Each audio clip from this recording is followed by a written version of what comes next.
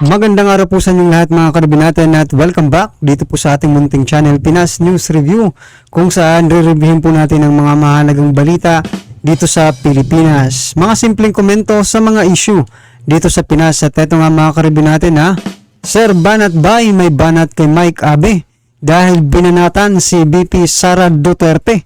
Nako, yan po ang ating alamin mula po rito kay Ako Pinoy. Yan ha. At syempre kay Sir Banat Bay, yan mga karabin natin. Pero bago po natin simulan na i-play yung video, ito muna.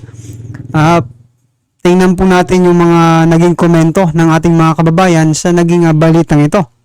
Ito po, mahirap talaga pag may pera, mabili itong ang prinsipyo. Nabibili daw ang prinsipyo like Mike Abe. Nako. Gusto ko tatakbo si pastor ng president, yung mga NPA wala na. O, tama nga po mga karabin natin kasi di ba alam naman po natin ang Isminay, no? At ang at si Pastor Apollo Kibuloy ay talagang tumututol po, no, dito sa mga NPA na to. O, ito pa mga karabin natin napanood ko ang episode na yan. Regular viewer po ako ng SMNI. Bastos talaga yung ginawa ni Mike Abe. Nako. What he did was uncalled for. Very unprofessional. Yan mga karabin natin Talagang bistadong-bistado na po itong si Mike Abe. Dati pong broadcast journalist po ito. Diba? Pero wala. Sinasabi niya sa bagay mga karabin natin, diba? Parang hindi po talaga credible na mag-criticize itong si Mike Abe kay VP Sara. Dahil mayroon po siyang history ng hindi po pagrespeto kay Pastor Apollo Kibuloy. At malamang sa malamang ay humuhugot lang ito dahil doon sa kanyang pagkakatanggal doon sa kanyang trabaho, di ba? Ito pa mga karabin natin, magbasa pa po tayo ng ilan. Sa mga ginawa na yan ni Mike Abe, pinagsabihan ko na siya na kung ako ang boss niya, kakalad ka rin ko siya palabas ng opisina. Napakabastos niya, walang magtitiwala sa kanya. Banat Bay, palakihan naman ng frame ng TV ganun na papanood ng husto ginawa ni Mike Abe ang kabastusan. Thanks po at mabuhay po si Pastor Apollo Kibuloy. Yan mga karabin natin. At ito mga karabin natin, sama-sama at sabay-sabay po natin panoorin ang balitang ito para malaman po natin kung bakit ganito nga, no, yung mga naging komento ng ating mga kababayan. Ito na po. Duterte Kibuloy. Nako. Maraming mapipikon yan. Maraming mapipikon. Alam mo kung sinong number one na pagka ginawa mong Duterte Kibuloy? Kung sinong unang-unang magwawarla? Hulaan ninyo, makahula ng tamang sagot, merong Banateros Cup. Mike Abe. Hulaan nyo. Kung sinong unang-unang magwawarla pag naging Duterte Kibuloy? Si Ontiveros, hindi. Mali, wrong answer. Si Ontiveros, si Tambaluslos, hindi rin. Mali, walang nakatama sa inyo. Wala. Hindi mahina isip nyo. Walang nakahula. Wala pala kayo hindi nyo pala alam alam nyo kung sino? Eto. Etong siguradong magwawarla ho ito. Sigurado. Handa na ba kayo? Isa naman masagabong palakpakan sa pinaka-bitter kay Pastor Kibuloy. Ano ang inyong masasabi at ano ang tingin ninyo dito sa galaw ng ating Vice President at Secretary ng DepEd? Inuulit ko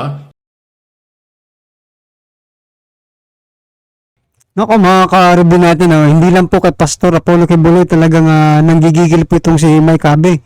Maging sa mga Duterte, simula po na natanggal siya sa trabaho, no, dyan sa SMNI, talagang binanatan na rin at parang galit na rin sa mundo itong si diba? Si Mike Abe, galit na po sa mga Duterte. Ginawa niya na pong content yung di ba, pag-criticize sa mga Duterte. Siya ay member ng gabinete.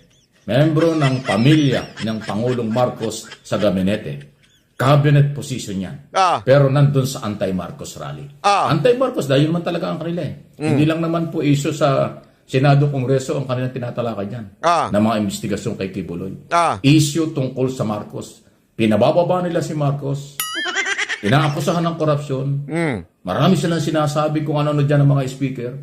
Tapos yung pangalawang Pangulo, na kung di ako nakakamali, ngayon yata siya pa yung caretaker ng bansa dahil ang ating Pangulo ay nasa Europe. Tama ba yun? Oo, bakit? Karapatan ni Vice President mag-attend sa mga rally. Pero So, eto nga dapat itanong dyan kay Sir Mike Abe, no? Sir na lang din natin kasi medyo may edad na rin eh. No, sa palagay niyo po ba walang nangyayaring korupsyon sa administrasyon ito? Like for example, dyan sa PCSO, di ba? Oh. Ay, hindi natin alam kung nagbubulag-bulagan o talagang nabulag at nabingi na itong si Mike Abe, no? Samantalang nung nandun pa ito sa SMNI dati, mga karibo natin, mapapanood naman natin na halos, di ba, purihin ang mga Duterte dahil sa mga ginagawa nito. Yun naman pala eh. Nanggaling na rin sa bunganga mo. Nakarapatan niya yun eh. Bilang mamamayan na ipakita ang suporta niya kay Kibuloy at sa SMNI, nanggaling na rin sa bunganga mong Ayoko sana sabihin yun eh. dapat hindi sa anti-Marcos. Dapat hindi sa rallying na... So ano, gusto mo sumipsip din katulad mo? Yun da. Unang-una, in-interview nga siya eh. Nilinaw niya, I'm here to support SMNI and Kibuloy. Nilinaw ni BP Sara Duterte yun. Bilang respeto, hindi nga siya umakyat ng entablado. Kasi nga, alam niya, yung entablado, gusto siya maging presidente. Alam niya, doon sa entablado, binabanatan si Marcos. Kaya nga ho siya hindi umakyat. Eh, paano pa kaya kung umakyat siya? Di yung tumbong mo, siguradong init na init. Tama, mali. Tama. Tingnan ninyo, tingnan nyo double standard dito. Tingnan ninyo, ha? Papabagsak. At ang layunin ay palitan si Marcos kasi member siya ng gabinete. At kung sakaling mawala si Marcos, siya ang makikinabang ng Vice President. So, nasaan ang loyalty? Nasaan naman yung pagmamalasakit sa Pangulo? Nakita nyo? So, yan. Huwag magagalit, ha? Yung mga saradong isip yan, iba yung sasabihin. Pero bahala kayo sa buhay nyo. Ayan.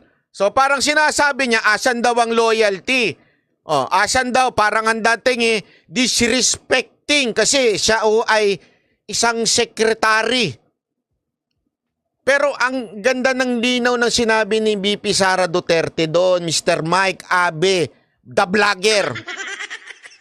Bumagsak ka na sa ano, ha? Kasi sa pag-iinarte mo. Dahil sa kayabangan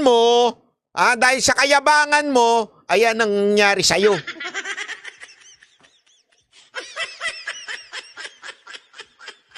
Hindi, alinaw po doon eh. Ano doon ang hindi mo naintindihan? Na nagpunta doon si BP Sara Duterte to support SMNI and Kibuloy. Wala naman sinabi si BP Sara Duterte, nandito ako para sumigaw ng resign. Resign, wala. Nagpunta doon si BP Sara Duterte bilang kaibigan, bilang suporta. Hindi nga siya umakyat. Di ba? Wala hong ganun. Talaga, mantakin mo ha, walang nakapilit sa kanyang umakyat. Basta pumunta ako, ito, I show my support. Ganon. Baka naman ang totoong kinapuputok ng butsi mo, Mike Abe, dahil sinuporta ni BP Sara Duterte yung dati mong among si Kibuloy. Dahil sa hindi ka makamove on doon sa pagkokorek sa'yo ni Pastor Kibuloy bilang chairman ng SMNI o honorary chairman ng SMNI, hindi ka makamove on dahil kinorek ka on air. Yan ang totoo. kinorek ka on air at dahil sa yabang mo, dahil ulitin ko dahil ayaw mo magpakorek on air, may pagdabog ka pang ginawa. Balikan natin yung kanyang pagiging immature. This is sign of immaturity. Ikaw lang ang gumawang ganito eh. Marami na ang nag-retire o umalis, nag-resign sa network dahil hindi nila gusto ang pamunuan ng network. Pero ikaw lang yung gumawa nito on air. That is sign of immaturity. Kung sinasabi mong asa na loyalty ni VP Sara Duterte, ikaw, wala sa'yo? Maturity. Napaka-immature mo. Pero gusto ko lang linawin yung sinabi mo na huwag nating iasa sa isang tao. Hindi pwede yun, Mike. Siya ang presidente natin, nakaasa sa lahat, sa balikat niya yan. Kung may pupurihin pag siya ay nagsaksid, siya. Pag may sisisihin, pag hindi nagsaksid na fail, siya rin ang tutumbukin ng tao. Yung mga nanonood. Marami pong salamat. Babay po. Alright. Maraming salamat po, Pastor, sa Tapos nagpalusot pa daw siya, hindi daw niya binato yun. Paano kayo maniniwala sa tao na to na yung tipong aminin na lang na binato yung mic, ayaw pa niyang tanggapin. Narinig ko yung palusot niya dyan eh. Natural lang, mic. Pwede mo naman ilagay, alam mo yan eh, na very delicate yung mic na yan. Hindi siguro naman hindi gagamit ng OEM na mic yung SMNI. For sure, ang ginagamit niyang mic is sure. Totoo kasi merong mga mumurahing lapel. Pero ang pangit ng tunog nun. O pagka masyado nang malakas yung salita mo, sumasabog na yon. So ang usually ginagamit dyan, it's either sure o Sennheiser na lapel, which is expensive and very sensitive. Kaya maingat ka nilalagay dito eh. Ikaw, anong ginawa mo? O, tingnan mo uli Tingnan niyo yung ginawa niya Ay nagsaksid, siya. Pag may sisisihin, pag hindi nagsaksid na fail, siya rin ang tutumbukin ng tao. Yung mga nanonood. Marami pong salamat. Babay. Tingnan yung binato o pinipag lang niya. Gawin mo pang tanga yung mga nanunood. Babay po. Alright. Maraming salamat po, Pastor. Nagpaalam ka pa, yun ang palusot mo. Bastos ka naman pala eh. Gusto mo maging tapat si VP Sara Duterte at hindi siya bastos kay Pangulong Marcos. Double standard ka. Ikaw nga, bastos din eh. Ginawa mo, pwede ka naman magpaalam after eh. Di ba off-air? Sabihin mo, hindi ko nagustuhan yun, Pastor Kibuloy. Kinorek mo ako on air. Hindi ko gusto yon. So, dahil dyan, resign na ako. So yan, mga karibin natin yung mga nagpapauto pa rin kaya, di ba? Mike Abe, sana matauhan naman kayo, di ba? Ito po yung totoong Mike Abe na napanood po natin, no? Talagang hindi po narespeto yung kanyang boss, di ba? Dahil lang sa pagkukorek sa kanya, ayaw tumanggap na i-correct siya. Parang si ano rin to si Tulfo, mga karibin natin, di ba? Ayaw talaga nilang kinokorek sila. So yan, patuloy pa rin po ang paninira nila kaya VP Sara at sa mga Duterte, pero okay lang po yan dahil alam naman po natin na di ba? Yung mga nagsasabi niyan ay walang mga gaya nga nitong isang ito, di ba? Panay ang birada sa mga Duterte pero siya pala itong walang respeto. O gusto niyang palabasin na walang respeto si VP Sara dahil sa pag-attend dun sa prayer rally ni Pastor Apollo Kibuloy, diba? O eto, sino po ba talaga ang walang respeto sa inyo ni VP Sara? Ikaw ba, Sir Mike Abe o si VP Sara? Yan Well, lahat naman po tayo may kanya-kanyang opinion at komento, no? Yan I-comment na lang po sa baba para at least alam po ng ating mga kababayan ang inyong nararamdaman patungkol po sa naging balitang ito. Right? Ito, ilan pa sa mga naging komento. Mike Abe, kung gusto ni VP Sara maging presidente noon pa sana. Tama, ikaw ang sarado ang isip.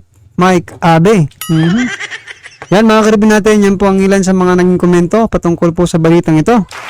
Yan, kung bago ka pa lang at di pa po nakapag-subscribe sa ating munting channel, please don't forget to subscribe at i-click na rin po ang bell notification para updated ka po sa lahat ng ina-uploads nating reaction video. Maraming salamat po.